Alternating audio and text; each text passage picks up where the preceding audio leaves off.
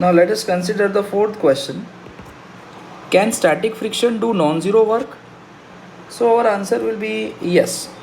The static friction can do work. It can do positive work, the static friction can do negative work, and the static friction can also do zero work. I will give you example for all this. First of all, here when one surface, the block is trying to move over the surface, the block is trying to slide over the surface. So if the block is trying to slide in this direction, so the static friction force will oppose it, but there is no displacement. So work done will be equal to force into displacement is 0. So here in this case the work done is 0.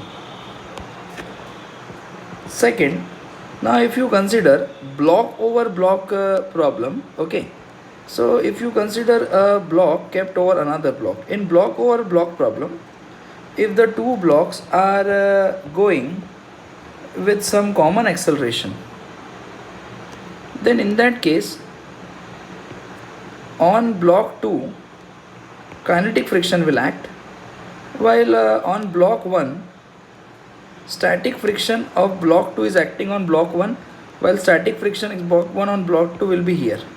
So if you see the FBD of block 1, static friction is acting towards right and it is displacing towards right.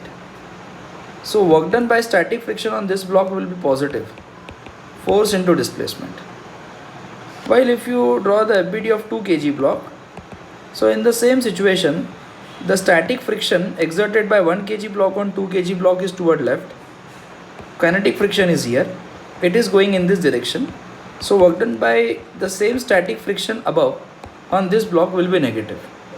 So the work done can be positive, negative or 0 by static friction. Thank you.